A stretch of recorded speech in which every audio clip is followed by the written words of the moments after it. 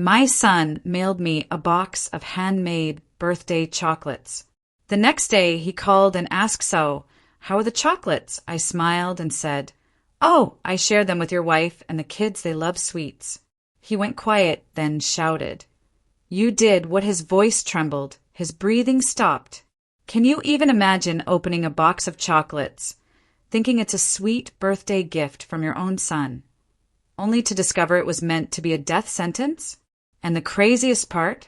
I unknowingly saved my life and the lives of my grandchildren by giving those very chocolates away. My name is Dorothy, and let me tell you, that day shattered my world in a way I never saw coming. I was 69 years old, and for 4 decades, I'd poured my entire life, my youth, my dreams, my savings, everything into my son Thomas. I adopted him when he was just 2, after his biological parents died. He got my last name, my unconditional love, my entire existence. But on my 69th birthday, everything changed. That morning, a box of exquisite artisanal chocolates arrived. They looked so beautiful, so expensive, each one a tiny work of art. The card read, "To the best mother in the world, with love, Thomas." My heart swelled. It had been ages since he'd shown such affection. Ever since he married Laura, everything felt different.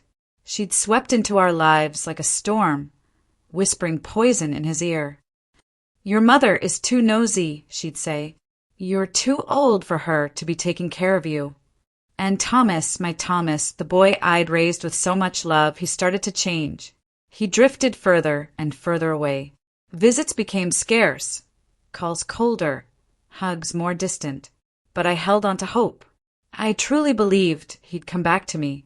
That morning, with the chocolates in my hand, I thought it was finally happening. I thought he'd remembered our bond, the one Laura hadn't managed to completely destroy. The chocolates looked divine, from some exclusive brand. But me? I've always been one to think of others. These are too good for me alone, I thought. Laura and the kids will enjoy them much more. My grandchildren were my weakness. Despite their mother's disdain for me, I adored those children.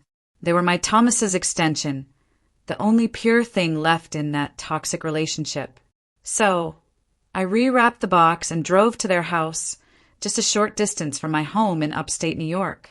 Laura opened the door, her usual fake smile plastered on her face. That smile never reached her eyes. They just screamed contempt. "Hello, Dorothy," she said, that condescending tone I knew so well. "What brings you by?" I handed her the box, explaining they were from Thomas, but I wanted to share them. For a fleeting moment, I saw something flicker in her eyes. Surprise, but not a good surprise. It looked like fear, confusion. She quickly composed herself, took the box. "What a nice gesture from Thomas," she murmured. "The kids will be thrilled." She didn't invite me in, of course. She never did, always keeping me at arm's length. That day, she claimed the children were sleeping. I went home a little sad, but mostly satisfied. I'd done a good thing. I'd shared his gift. I went to bed, thinking maybe, just maybe, this gesture would smooth things over between Laura and me. The next day, the phone rang early. It was Thomas. His voice sounded strange, tense. "Mom," he said, "how are the chocolates?" His question caught me off guard. He rarely cared about my gifts. "Oh, Thomas," I replied honestly. "I gave them to Laura and the kids. You know how much they love sweets." The silence that followed was terrifying. The world stopped. I could hear my own heart pounding. Then he exploded. "You did what?" he screamed, a fury I'd never heard before. "I gave them to Laura and the children? You're crazy." His voice wasn't just angry now. It trembled with pure panic. "Thomas, I don't understand," I said, trying to stay calm. "I thought you'd be happy I shared your gift with your family." But he kept shouting, increasingly desperate. He asked me, over and over, if I was sure I hadn't eaten a single chocolate, if I had given the whole box, if the children had already eaten them. His questions were so specific, so urgent, that a cold dread began to creep in. Why did he care so much that I hadn't eaten them, but was so desperate that his own family had? He hung up abruptly, yelling that I was an idiot, that I'd ruined everything. I stood there, phone in hand, trembling, completely lost. But something deep inside me, a maternal instinct forged over decades, screamed that something was terribly, terribly wrong. That afternoon Laura called. Her voice was different, worried. "Dorothy," she said, "the children, they got sick after eating the chocolates. We had to take them to the hospital in Staten Island." My blood ran cold. "What happened to them?" I gasped, my heart in my throat. "The doctors say it was food poisoning," she replied. "But it's strange. The chocolates smelled odd when we opened them, but the children had already eaten several before we realized." My world began to crumble. The chocolates from my son, the chocolates I'd given with so much love, had poisoned my grandchildren. But there was something else in Laura's voice, a tremor of fear. Yes, but also a dawning understanding. As if she'd finally grasped something chilling. I couldn't sleep that night. The pieces of the puzzle clicked into place with terrifying clarity. Thomas's reaction, his desperation that I hadn't eaten them, his relief mixed with panic, his specific questions about whether I'd tried even a tiny piece.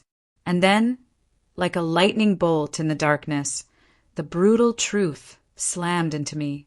My son, my own son, whom I'd raised and loved unconditionally, had tried to poison me. The next days were a nightmare. Thank goodness the children recovered, but the poison had left its mark. Laura confessed that doctors found traces of arsenic in their little bodies. Arsenic, a word I'd only heard in crime movies. Now it was part of my own horrifying reality. Laura, for the first time in years, spoke to me without that mask of contempt. Her voice trembled. "Dorothy," she said, "I think those chocolates weren't meant to be shared. I think they were specifically for you." Her words confirmed what my heart already knew, but my mind had refused to accept. Thomas vanished. He wouldn't answer calls, wouldn't reply to messages. When Laura went to his Manhattan accounting firm, they told her he'd taken emergency leave. He'd run away, the coward, leaving his wife and children to face the consequences of his devilish plan. But I knew my son. When he felt cornered, he always ran to the same place. His Aunt Natalie's, my younger sister. She'd always had a weakness for him, always justifying his mistakes. I drove to Natalie's, my hands shaking on the steering wheel. 40 years of unconditional love, of sacrifice, of giving everything I had, and this was my reward. A son who wanted me dead. Natalie opened the door, a look of guilt on her face. "Dorothy," she murmured, "I didn't know you were coming, but I'd seen Thomas's car." "I know he's here," I said, in a voice I'd barely recognized. Thomas appeared behind her like a ghost. His face was drawn, eyes sunken. But what truly horrified me was the expression there. No remorse, no guilt. Just, why? Why did you want to kill me? My voice broke on the last word. Kill me, my own son. His answer shattered my soul. "Because you're a burden," he said, with a coldness that chilled my blood. "Because you've always been a burden. Because I need your inheritance and you never die." My inheritance, of course. It all came down to money. The money I'd saved for decades, working day and night. The money I'd scrimped and saved, living like a pauper, to secure his future. The money I planned to leave him when I died naturally, surrounded by family. "But I didn't know you had so much money," he continued, that poisonous voice, "until I saw the bank documents when you were sick last year. $200,000, Mom. $200,000 that I need now, not when you're 90 years old. $200,000 I'd earned with blood, sweat, and tears. 40 years of work, deprivation, sleepless nights, working double shifts to give him the best. Besides," he added, as if it were the most natural thing in the world, "you're old. What else are you going to do with your life? Why do you need so much money at your age?" His words were daggers, every syllable a deeper betrayal. Natalie tried to intervene. Thomas, don't talk like that. But he silenced her with a look. Aunt, you know I'm right. She's already lived her life. I have a family to support, children to educate, a future ahead of me. A future built on my corpse, I replied, a bitterness rising in me I didn't know I possessed. A future bought with my death. He looked at me with contempt, as if I were the crazy one. Don't be dramatic, he scoffed. It was going to be quick. The chocolates had enough arsenic to look like a natural heart attack. No one would have suspected anything. You would have died peacefully sleeping, and I would have inherited what was going to be mine anyway. His words revealed the depth of his evil. It hadn't been an impulse. It was a calculated, meticulous, cold plan. He'd researched the poison. He'd bought expensive chocolates to disguise the taste. He'd calculated the dose. My death had been planned with the same dedication I'd put into his birthdays for years. And what happened? I asked him, a tremor in my voice. Why didn't your perfect plan work? His face twisted into a grimace of pure frustration. Because you're too stupid to eat chocolates your own son gives you. He spat. Because you always have to be the martyr. You always have to give everything. You always have to be the selfless, saintly mother. The irony was suffocating. The very flaw he criticized in me, my tendency to give rather than receive, had saved my life. My instinct to share with his children had destroyed his homicidal plan.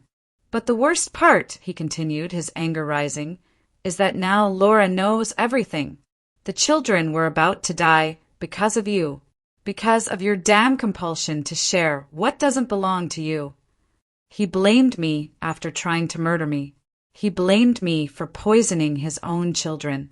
Laura appeared in the doorway, her face pale, eyes full of tears.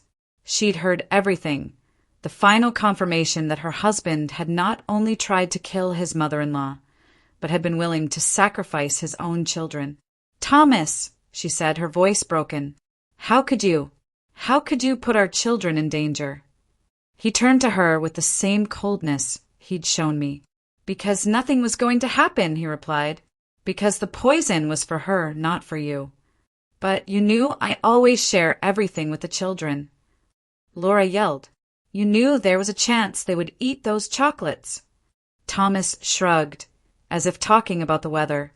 It was a calculated risk, he muttered. A calculated risk.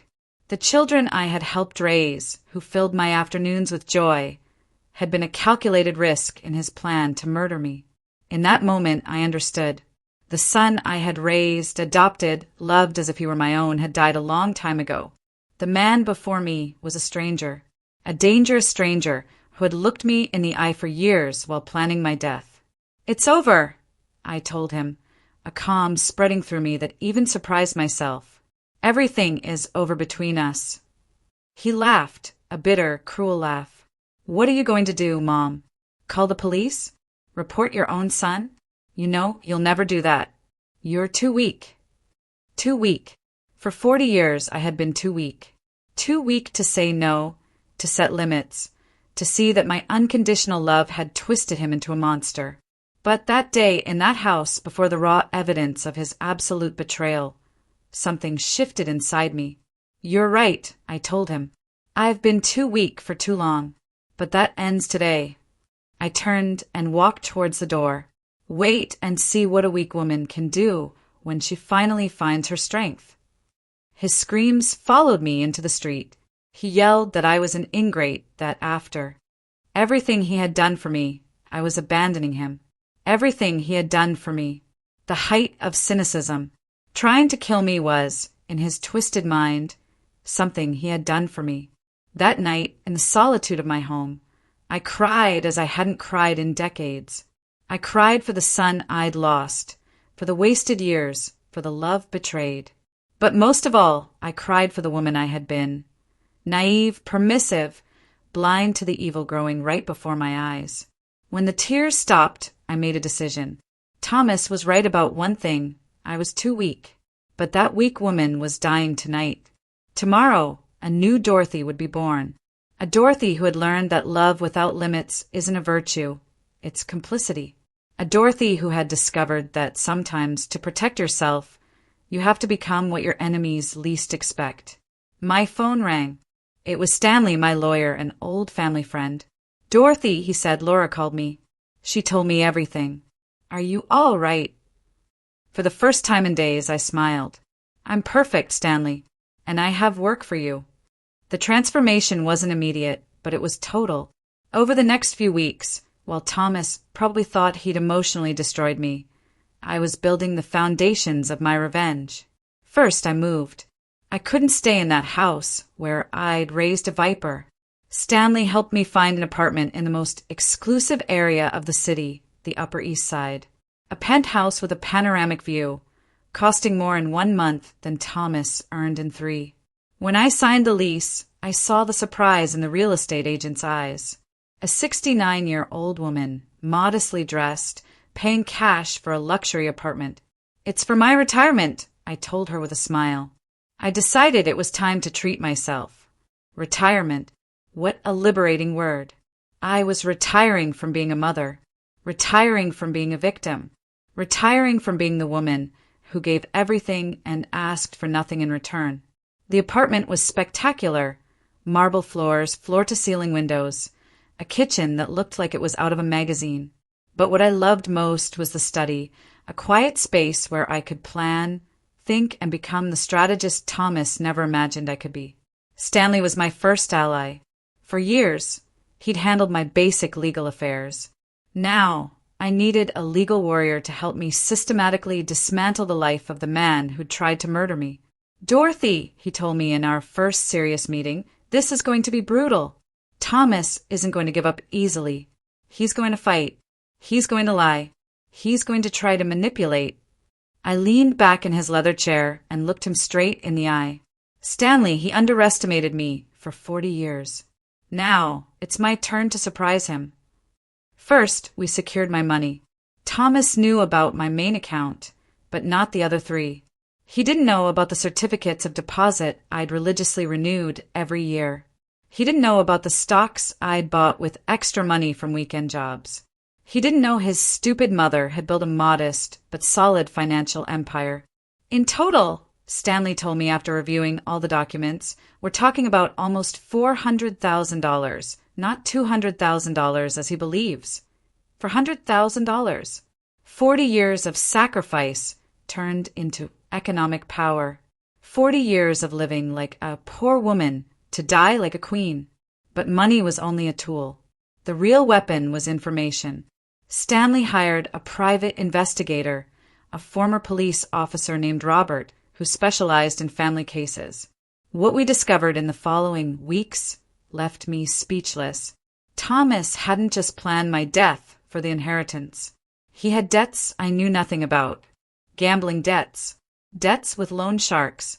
Debts that had turned my death into an urgent necessity for him. My son wasn't just a frustrated murderer.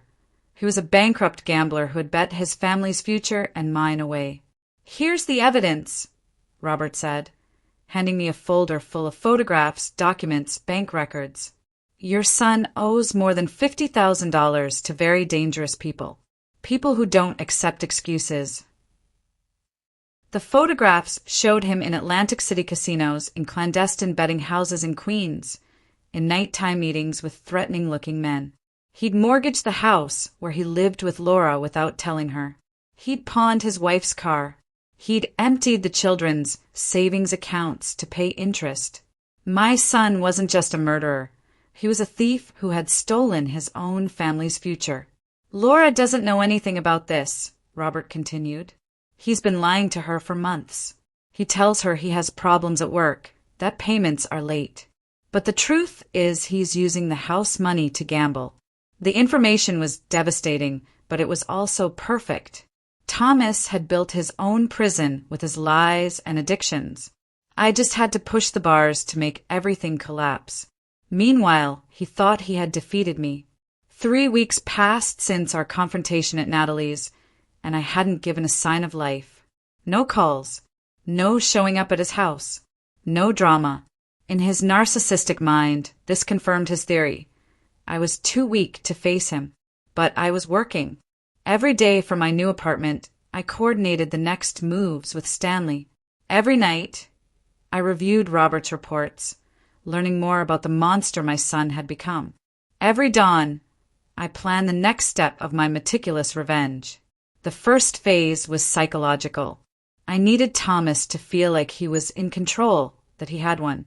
I needed him to become complacent, to lower his guard. That's why I'd been silent. That's why I'd let him believe I was hiding somewhere, crying and defeated. Stanley explained the legal process. We have evidence of the attempted poisoning, he told me. The children's medical analysis, Laura's testimony, the recordings you made of his confessions. Yes, I had recorded our entire conversation at Natalie's, a small device Robert had given me, hidden in my purse. But, Stanley continued, a criminal process will be long and complicated. There will be media coverage. There will be public scandal. Are you prepared for that? I was more than prepared. After 40 years in the shadows, I was ready to step into the light and show the world who Thomas really was. Besides, he added with a smile, we have evidence of fraud, embezzlement, and financial manipulation. We can destroy him economically before the criminal process even begins. Economically. The word tasted delicious. Thomas had tried to kill me for money. Now he was going to lose all his money for trying to kill me. During those weeks of silence, I also worked on myself. I hired Yolanda, a personal stylist who completely transformed my image. Goodbye, old conservative clothes. Goodbye, gray, unkempt hair. Goodbye, hunched posture of the defeated woman. When Yolanda finished, I didn't recognize myself in the mirror. My hair was an elegant brown, cut in a modern style that took 10 years off me. My clothes were sophisticated, but not ostentatious. Quality suits, designer shoes, discreet but expensive accessories. Dorothy, Yolanda told me, admiring her work, you look like a woman of power. A woman of power. I liked the sound of that. For 40 years, I'd been a woman of service, of sacrifice, of shadows. Now, it was time to be a woman of power. The last element of my transformation was the most important, my attitude. I hired a personal coach, a psychologist specializing in female empowerment. Dorothy, she told me in our first session, you have to stop seeing yourself as a victim. You are a survivor. You are a warrior. The sessions were revealing. For decades, I had confused love with submission, kindness with permissiveness, motherhood with total self-denial. I had raised a monster because I'd been afraid of being a bad mother if I set limits. True love, the psychologist explained, includes consequences. If there are no consequences for bad actions, there is no love. There is complicity. Complicity. For 40 years, I had been an accomplice in my son's transformation into a sociopath. But no more. The new Dorothy was no one's accomplice. The new Dorothy was a force of nature, about to unleash upon Thomas's world like a devastating hurricane. One night, exactly 1 month after our confrontation, I decided it was time for my first public appearance. I carefully chose the location, the most exclusive art gallery in the city, where a private collection of contemporary paintings was being exhibited. I wore a black designer suit, high heels that made me look taller and more imposing, and jewelry I had bought that very afternoon. When I arrived in a luxury taxi, the society photographers turned to look. They didn't recognize me, but they instinctively knew I was someone important. I walked through the gallery, past collectors and critics. For the first time in decades, I felt in my element. Elegant, sophisticated, powerful. And then I saw him. Thomas was in the opposite corner of the gallery with Laura. She looked tense, uncomfortable, clearly out of place. He was trying to impress some businessman, probably looking for new victims for his scams. Our eyes met across the room. I saw the shock on his face when he recognized me. The defeated woman he had left crying a month ago had been replaced by this sophisticated and mysterious version of his mother. I approached slowly, savoring every step. When I reached him, I smiled with a poisonous sweetness.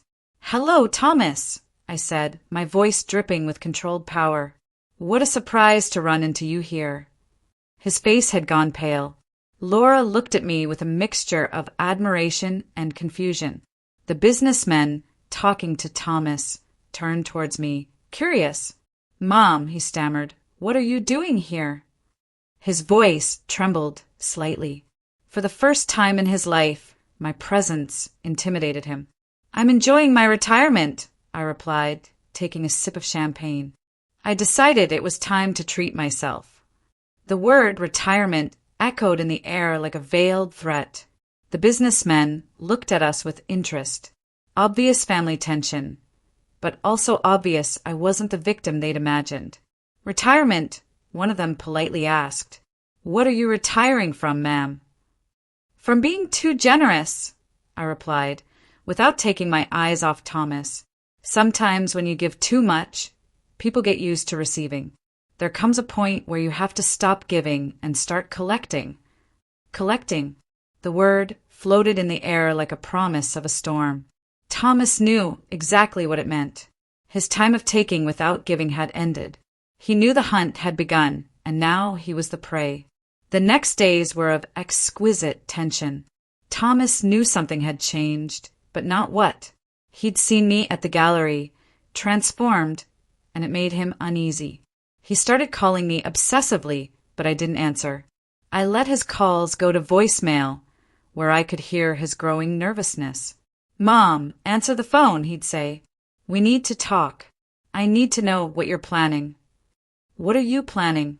For the first time in his life, he was the one who was afraid of me. For the first time, I was the predator and he was the prey. Stanley had begun the legal phase. First, a civil lawsuit for attempted murder, with all our evidence. The children's medical analysis, the audio recordings, Laura's testimony. "Dorothy," Stanley told me, "this lawsuit is going to be a scandal. The media will cover the case. Your story will be on every newscast." Perfect. I wanted the whole world to know who Thomas really was. I wanted his neighbors, his coworkers, his friends, to know he'd tried to murder his own mother. But the civil lawsuit was only the appetizer. The main course was Robert's investigation into Thomas's illegal activities. Mortgage fraud, misuse of family funds, defrauding loan sharks, tax evasion. My son had built a financial house of cards that was about to collapse. "Here are all the documents," Robert said, handing me 3 folders. "Your son has been stealing from his own family for months. Laura can sue him for marital fraud and recover everything he stole." Marital fraud. The words sounded delicious. It was time to talk to Laura. Despite our past, she was also a victim of Thomas. Deceived, manipulated, stolen from. And most importantly, she was the mother of my grandchildren, who had almost died because of their father. I invited her to lunch at the most elegant restaurant in the city. When she arrived, I saw the surprise in her eyes at my new self.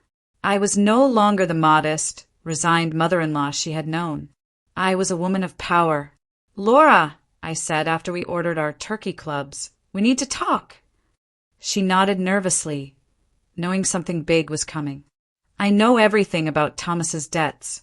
I know about the gambling, the loan sharks, the mortgage he put on your house without your knowledge." Her face crumpled. "How do you know that?" she murmured. "Because I hired investigators," I calmly replied. "Because I decided to stop being the victim and become the hunter." I handed her one of Robert's folders. Everything is there. Documents, photographs, bank records. Laura reviewed the papers, tears welling in her eyes. Each page a deeper betrayal. Her husband hadn't just tried to murder his mother. He'd systematically stolen his family's future to feed his addiction. "Dorothy," she said, her voice broken, "I didn't know any of this. He told me there were problems at work, that we needed to economize. I never imagined that he was—" Her voice was lost in sobs. "That he was destroying our lives." "Laura," I said, taking her hand, "you are not to blame.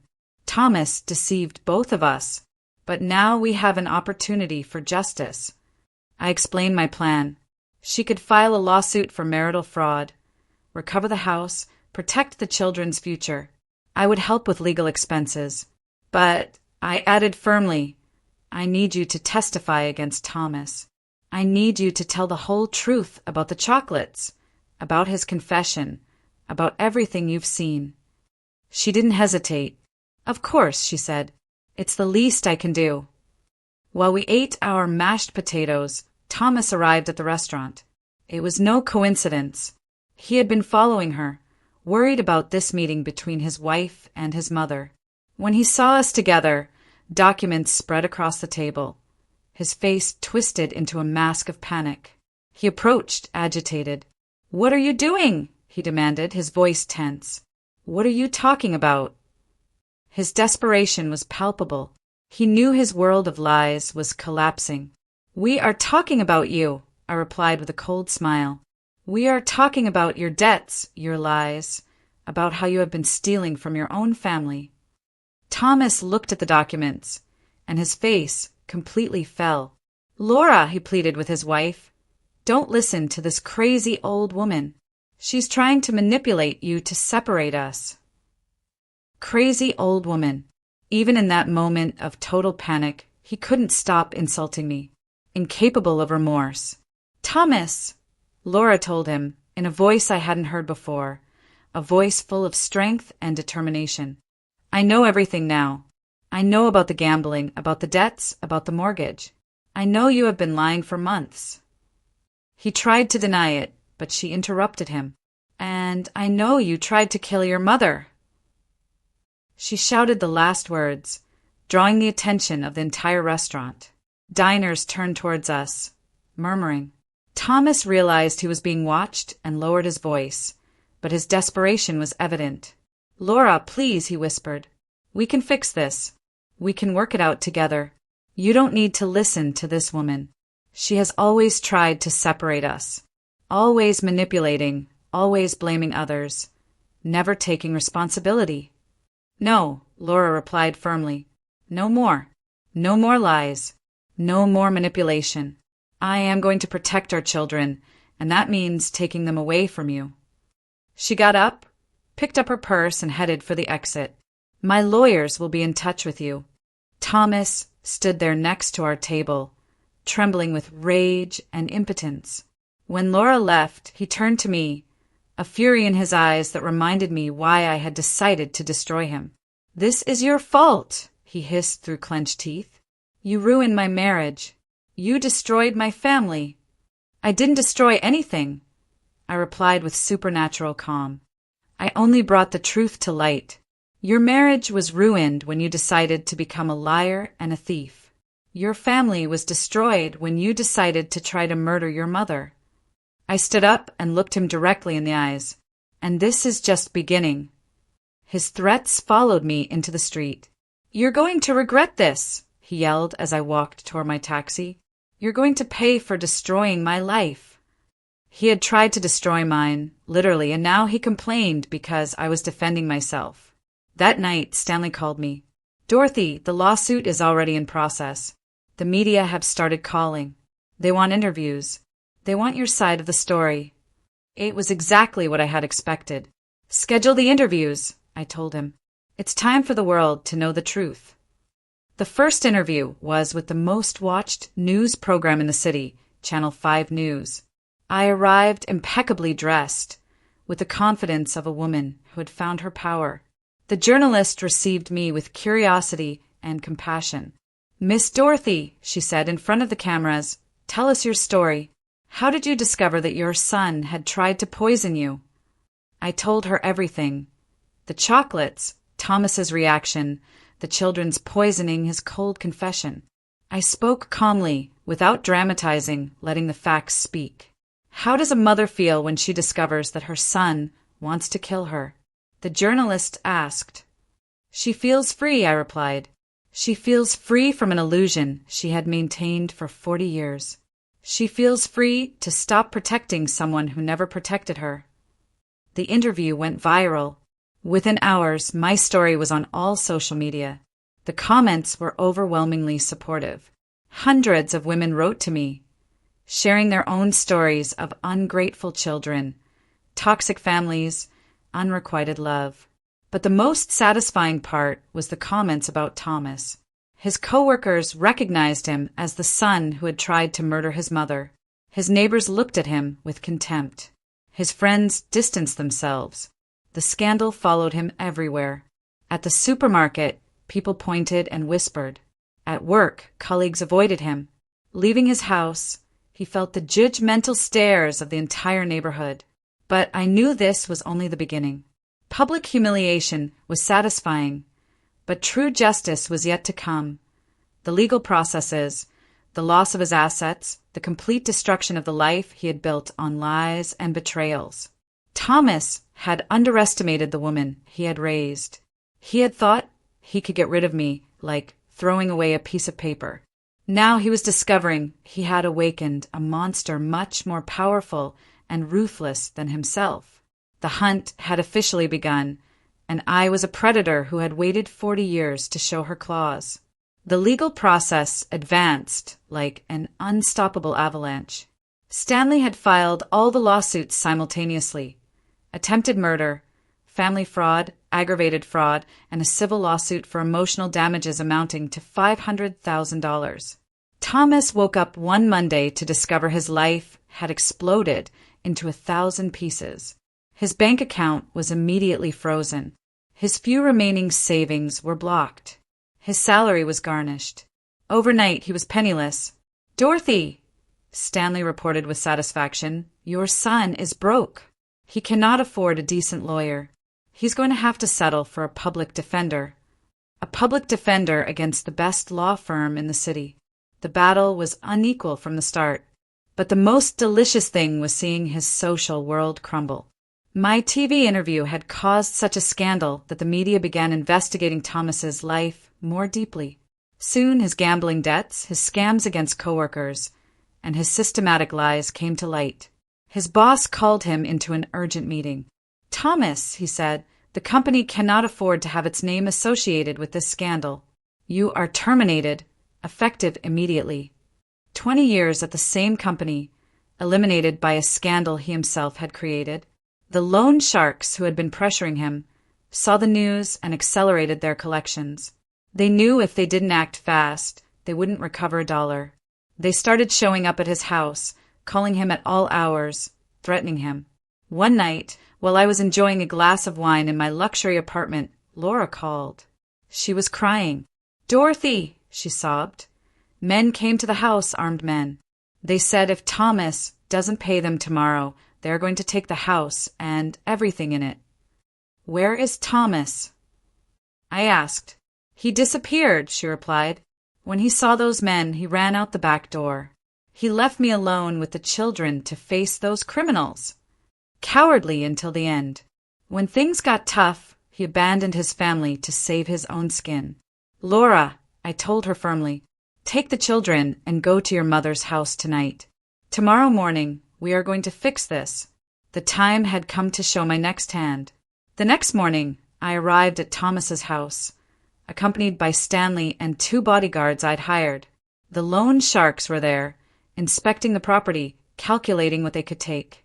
When they saw me, they approached with curiosity. "Ma'am," the leader, a burly man with scars, said, "are you related to Thomas?" "I am his mother," I replied, with the same calm I would use to talk about the weather. "And I have a proposal." I pulled a signed check from my purse. "This is the exact amount my son owes you," I told them. $530,000. Take it and forget about him forever. The men looked at the check in surprise. They didn't expect an elegant woman to show up with $500,000. "Why would you do this for him?" the leader asked. "I am not doing it for him," I replied. "I am doing it for my daughter-in-law and my grandchildren. They are not to blame for living with a gambler." The man took the check, examined it carefully, and finally nodded. "Deal. Your son is debt-free with us." When they left, Laura came out of the house, tears in her eyes. "Dorothy," she said, "I cannot accept that you pay Thomas's debts." "I am not paying them for him," I explained. "I am paying them for you all, and it is not for free." I handed her a document Stanley had prepared. It is a property transfer, I explained. The house is now in your name. Thomas no longer has a legal right to it. And this, I handed her another paper, is a loan agreement. You owe me $530,000, but you can pay it in small installments over the next 20 years. It was perfect. Laura was protected. The children had a safe home. And Thomas lost his last economic resource. When he finally showed up, he would discover he no longer owned anything. That afternoon, Thomas finally deigned to call me. His voice sounded desperate, broken. "Mom," he pleaded, "I need your help. The loan sharks are going to kill me if I don't pay them. I need money. I need you to forgive me." Thomas, I interrupted him coldly. "I already paid your debts." I could hear his sigh of relief on the other side. "Thank you, Mom. I knew you wouldn't abandon me. I knew that, but I didn't do it for you," I continued. "I did it for Laura and the children. And you no longer have a house. I transferred it to your wife's name." The silence was absolute. "What?" he finally murmured. "The house is no longer yours. Your wife owes me the money, not you. You have nothing more to do with that property." His breathing became agitated. "You can't do that," he yelled. "It's my house. I bought it." "Did you buy it with money you stole?" I replied, "And now it has returned to legitimate hands. Laura and the children are protected. You are on your own." I hung up without waiting for his response. The following days were of delicious tension. Thomas showed up at the house, but Laura had already changed the locks. When he tried to force his way in, she called the police. The officers explained he no longer had a legal right to the property. "But she's my wife," he yelled as they escorted him out of his own house. "I have a right to be here." "Sir," the officer told him, "your wife has requested a restraining order. You cannot approach within 200 yards of this property." Restraining order. Laura had followed my advice to the letter. Now Thomas had not only lost his house, but legally couldn't go near his family. He was a complete pariah, rejected by society, abandoned by his own.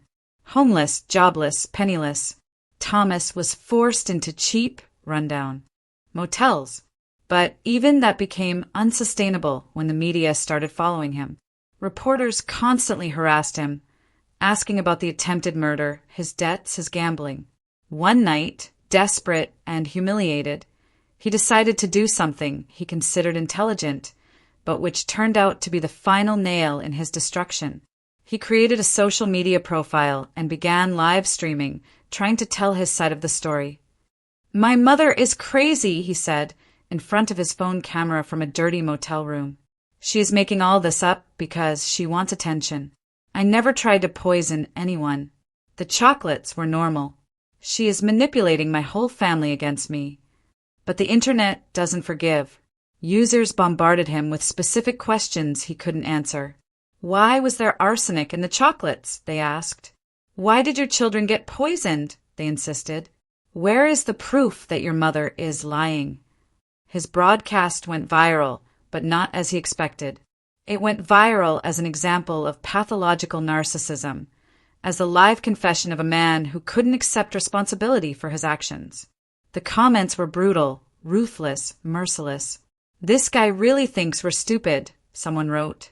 "His own wife is reporting him, and he says it's all a lie," added another. "Typical psychopath, always blaming others," commented a third. But what really sealed his fate was when someone asked him directly, "If you are innocent, why don't you sue your mother for defamation?" Thomas was speechless. He couldn't sue me because he knew I had all the evidence. He couldn't deny the attempted poisoning because the evidence was irrefutable. His silence was interpreted by everyone as an admission of guilt. The broadcast ended abruptly when he began receiving death threats live. He had tried to manipulate public opinion and achieved the exact opposite.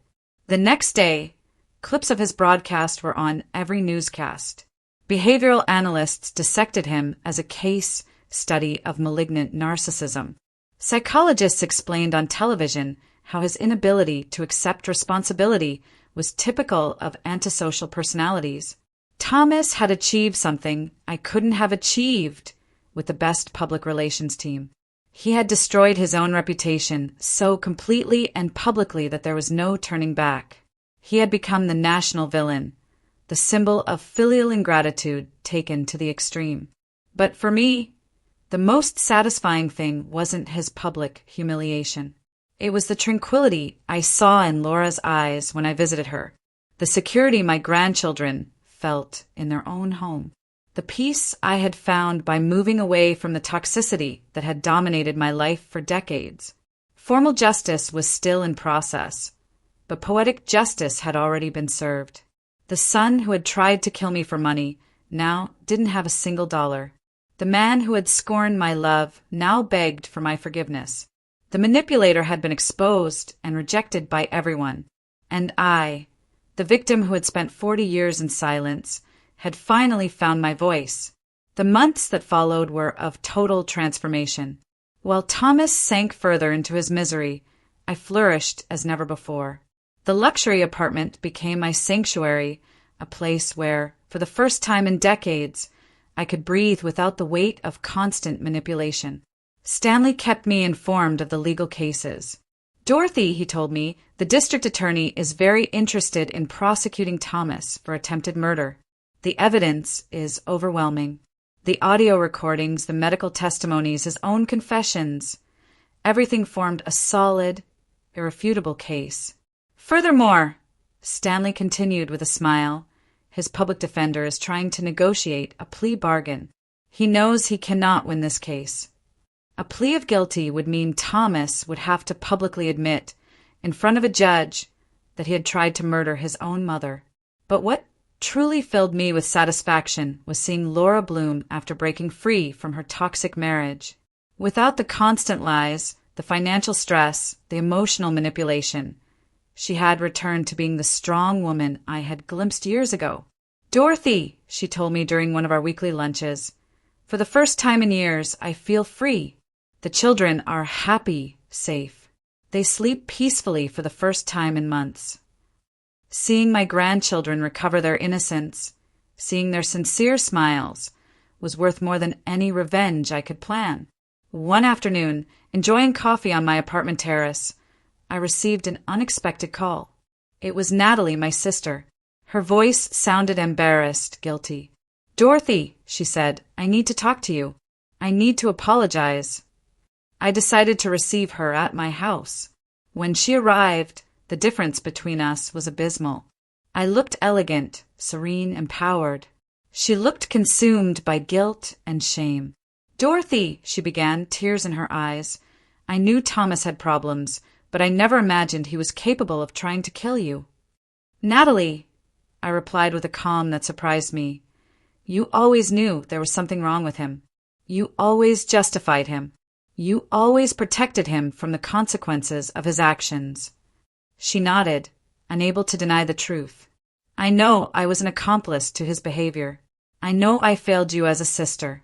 What hurts me the most," she continued, "is that when he came to ask me for refuge after trying to poison you, I welcomed him into my house. I protected him knowing what he had done." Her tears were genuine. Her repentance seemed real, but the damage was done. "Natalie," I told her without cruelty but with firmness, "for 40 years, you chose to protect a monster instead of protecting your sister. I cannot simply forget that because you feel guilty now." She left my house crying, but I felt at peace. I had set clear limits. I had expressed my truth without aggression, but without concessions. The criminal trial began 6 months after the attempted poisoning. The media covered every detail, every testimony, every piece of evidence. I testified with a serenity that impressed even the most experienced reporters. "Miss Dorothy," the prosecutor asked me, "how did you feel when you discovered that your son had planned your death?" "I felt liberated," I replied, looking directly at Thomas in the dock. "Liberated from 40 years of manipulation, from 40 years of giving unconditional love to someone incapable of reciprocating it." Thomas looked haggard, age destroyed. His public defender had done what he could, but the evidence was irrefutable. The testimonies of Laura, the doctors, the specialists who analyzed the chocolates, they built a perfect case. When it was his turn to testify, Thomas attempted one last manipulation.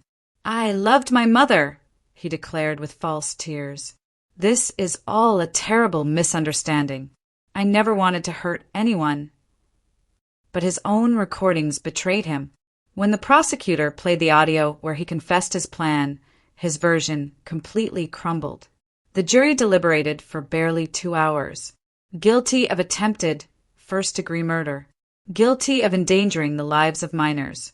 Guilty of aggravated fraud. The sentence was 12 years in prison, with no possibility of parole before serving 8. When I heard the verdict, I didn't feel triumph. I felt peace, justice, the legal confirmation of what I already knew. I had been the victim of a calculated, premeditated, attempted murder by my own son. Thomas looked at me from the dock as he was being handcuffed. His eyes no longer held arrogance, only desperation and self-pity. "Mom," he yelled as they took him away, "you're still my mother. You can't abandon me like this."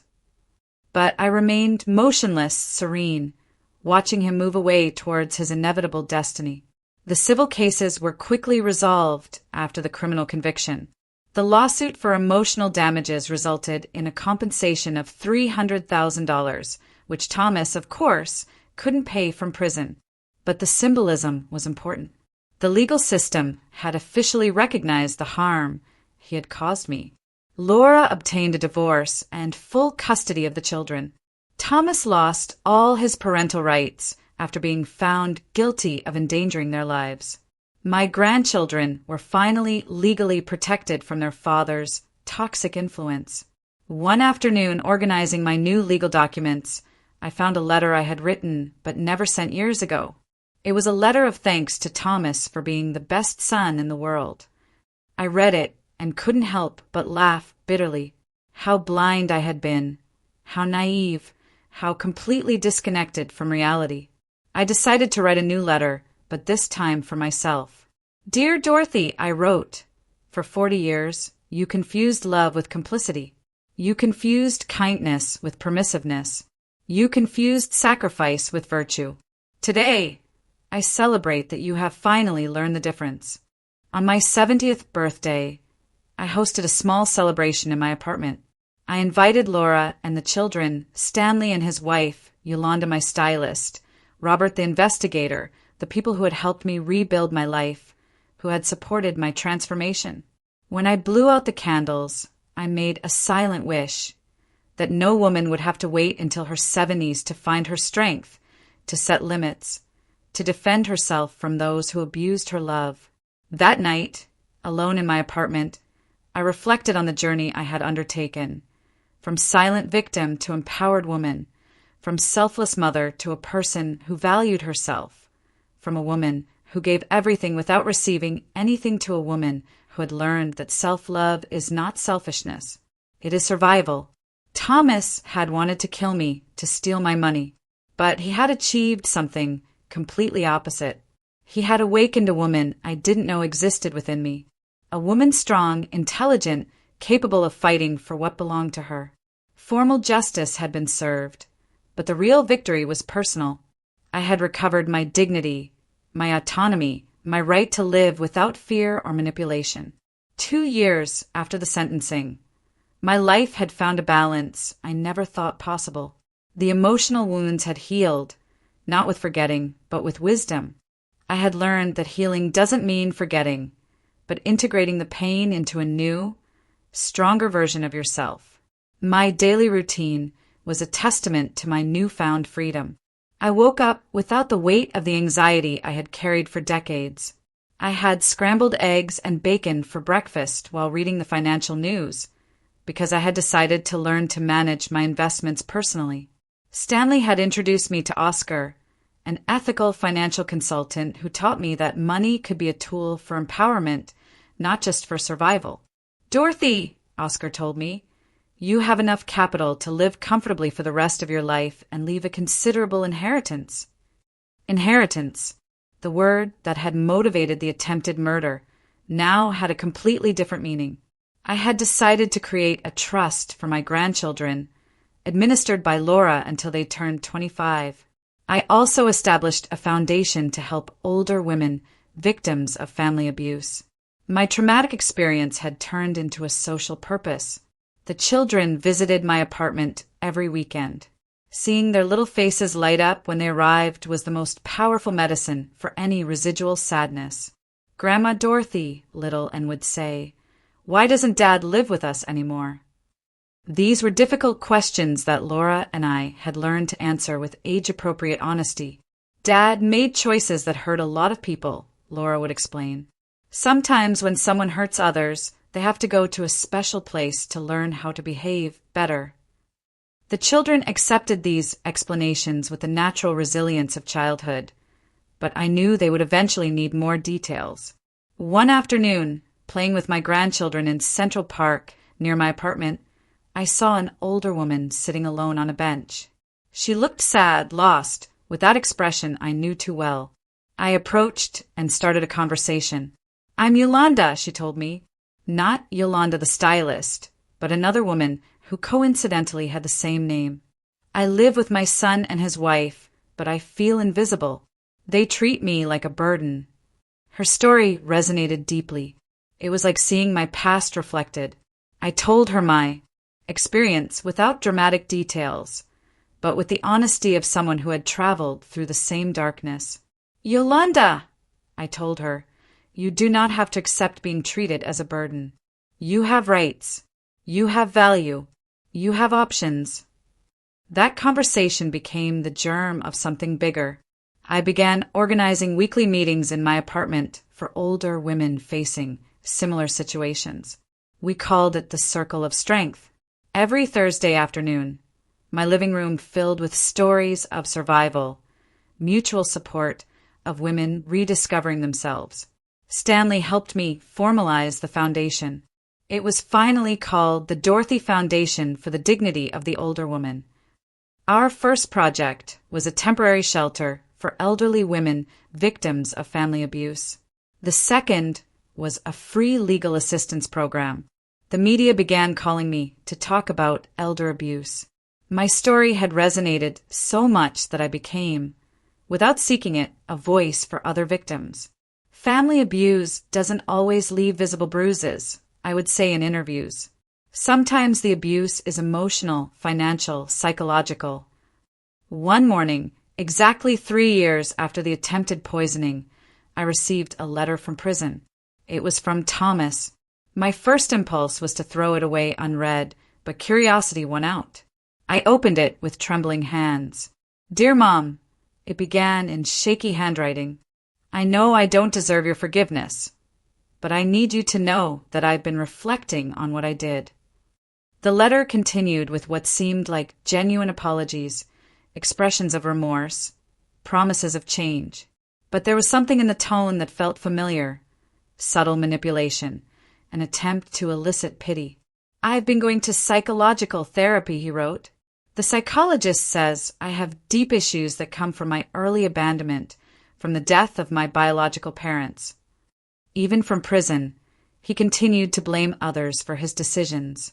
He was still incapable of assuming full responsibility. "Please, Mom," the letter ended, "give me a chance to repair the damage I caused. Agree to visit me. I need to see you. I need your forgiveness to be able to heal. I need. It had always been about what he needed, never about what I needed or deserved. I showed the letter to my psychologist. "Dorothy," she told me, "how do you feel reading this?" "I feel sorry," I replied, "but not for him. I feel sorry because, after 3 years in prison, he still doesn't truly understand what he did." "Are you going to answer him? Are you going to visit him?" she asked. I reflected for days. Part of me, the mother I had been for 40 years, felt the obligation. But the new woman who had emerged from the ashes knew that my healing did not depend on forgiving the person who had tried to kill me. I finally decided to write a response, but not the one he or I expected. "Thomas," I wrote, I am glad to know that you are reflecting on your actions. However, my healing process does not require seeing you or forgiving you. I have learned that forgiveness is for the benefit of the one who forgives, not the one who asks for it. I have built a fulfilling life without you. My letter continued. I have found peace, purpose, and happiness. Your absence is not an emptiness in my life. It is a space filled with tranquility. I hope you find your own redemption. But my path to healing no longer includes trying to save you from the consequences of your decisions. I signed the letter simply as Dorothy, not Mom. That title had been revoked the day he decided to become my potential killer. I sent the letter and felt a profound release. I had definitively closed the last chapter of that toxic relationship. Laura had also rebuilt her life. She had started studying psychology, inspired by our experience. I want to help other families identify signs of manipulation before it's too late, she told me. Her transformation from silent victim to active advocate was inspiring. The children were growing up healthy and safe. They occasionally asked about their father, but without the anguish they had shown during the years of family toxicity. Emotional stability had replaced the constant chaos of their early years. One afternoon, reviewing the Foundation's reports, I realized something extraordinary. In 2 years, we helped more than 200 older women escape abusive situations. Some had recovered properties stolen by manipulative children. Others had found the courage to report abuse. All had rediscovered their dignity. My personal story of survival had become a beacon of hope for other women. The attempted murder that had sought to silence me forever had ended up amplifying my voice beyond what I had ever imagined. That night, gazing at the city from my terrace, I reflected on the perfect irony of my situation. Thomas had wanted to kill me to steal my inheritance, but he had managed for me to build a much more valuable legacy, a foundation that would last beyond my death, helping generations of women find their strength. The woman I had been for 70 years had symbolically died on the day of the poisoned chocolates. The woman who had been born from those ashes was stronger, wiser, more complete. I had learned that sometimes to find the light, you have to go through the deepest darkness.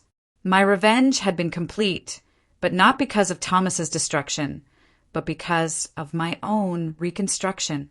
The best revenge had turned out to be living fully, without fear, without guilt, without the shadow of manipulation darkening my days. 5 years after the sentencing, my life had reached a fullness I never thought possible. The foundation had grown exponentially, with offices in 3 states and a team of 20 dedicated professionals. We had helped more than 500 women regain their dignity and autonomy. One morning, Stanley called me with unexpected news. "Dorothy," he told me with a grave voice, "Thomas is applying for parole. He has served 5 years of his sentence, and his lawyer argues good behavior." My heart momentarily sped up, but the anxiety lasted only seconds. I was no longer the vulnerable woman I had been. "What does that mean for us?" I asked calmly. "It means there will be a hearing," Stanley explained. "The judge will review his case. He will hear testimonies for and against his release. You have the right to testify." I decided it was time to face Thomas one last time, but from a position of absolute power. For 5 years, I had built a new identity, a new life, a new purpose. He had remained stagnant. I went to the courthouse accompanied by Laura, who is now a licensed psychologist and the associate director of my foundation. We dressed professionally, projecting the image of the successful women we had managed to become. When Thomas entered the room, his appearance struck me. 5 years of prison had transformed him into a prematurely aged man. His hair was completely gray, his face marked by deep wrinkles, his posture hunched by defeat. There was no trace left of the arrogant man who had tried to murder me. His lawyer presented the case for parole. "My client has shown genuine remorse," he argued. "He has participated in rehabilitation programs. He has maintained excellent conduct. He has expressed sincere desires to repair the damage caused to his family. When it was my turn to testify, I rose with the serenity of someone who has found inner peace. Your Honor, I began, for 5 years I have observed the consequences of the defendant's actions, not only in my life, but in the lives of his children who have thrived in an environment free from his toxic influence. I looked directly at Thomas as I spoke. I have built a foundation that has helped 500 women victims of family abuse. Every one of those stories reminds me why it is important for actions to have real and lasting consequences. Mr. Thomas not only attempted to murder me, I continued firmly, he endangered the lives of his own children. He stole from his family. He lied systematically for years. His early release would send a dangerous message that repentance after being caught can erase the severity of trying to murder your own mother. The judge listened intently, taking notes. When Thomas had the opportunity to speak, he addressed me directly. Mom, he said with a broken voice, I know I don't deserve your forgiveness, but I have changed. I have understood the damage I caused.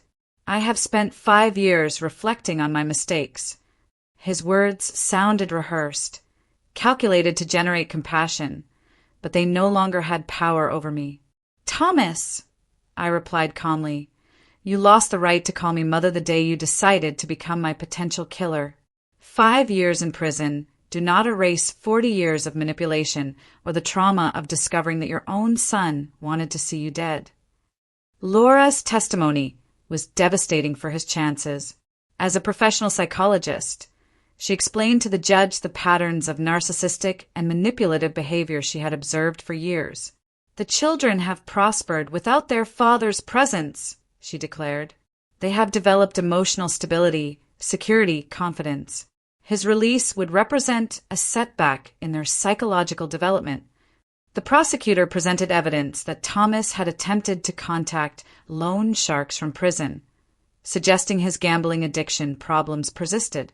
He had also received money from unidentified sources in his commissary account, suggesting continuous links to questionable activities. After 2 hours of deliberation, the judge announced his decision. Parole request denied, he declared. The defendant will serve his full sentence. The premeditated nature of his crimes, combined with the pattern of manipulative behavior and the lack of genuine remorse, make his early release inappropriate.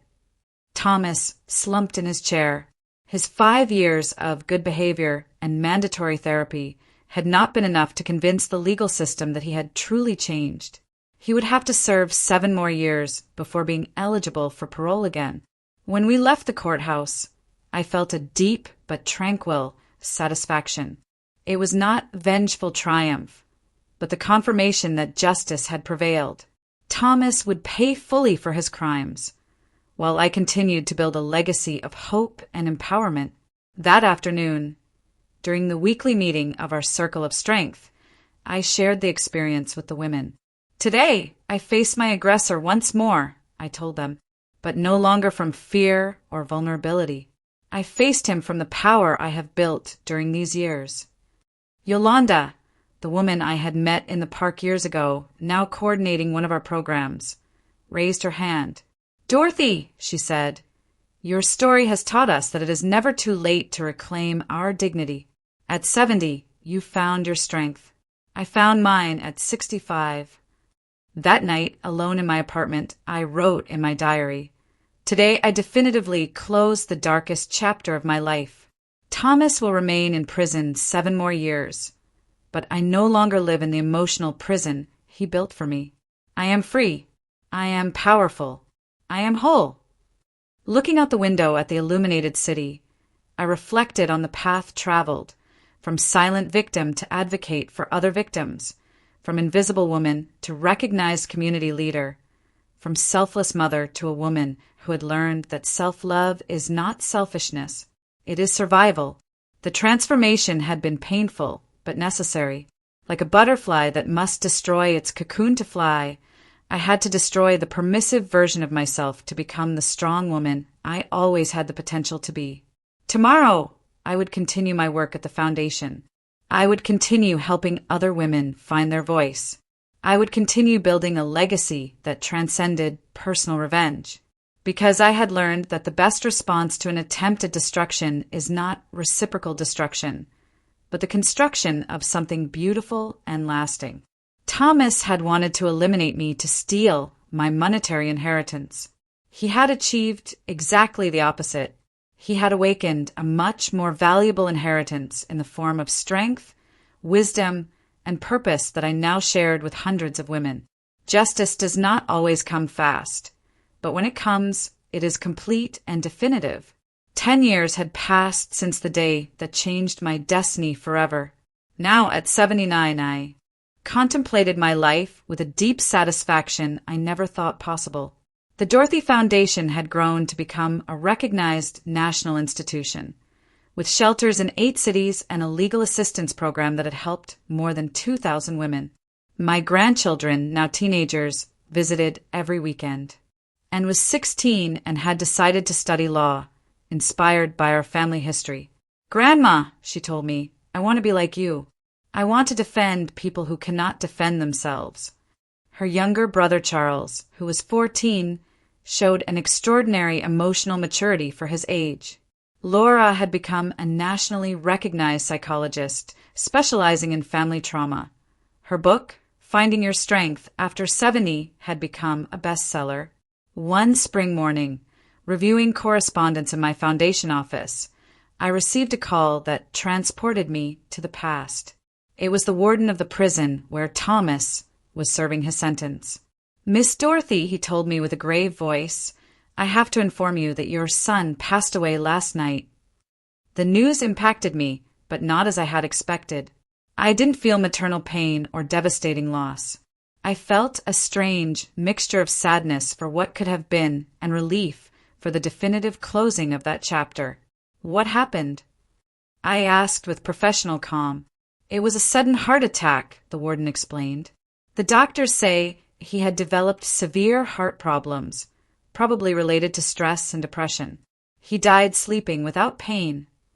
The irony was absolute. He had planned my death by heart attack with poisoned chocolates, and he had finally died of a real heart attack. "He left a letter addressed to you," the warden continued. "He wishes for us to send it to you."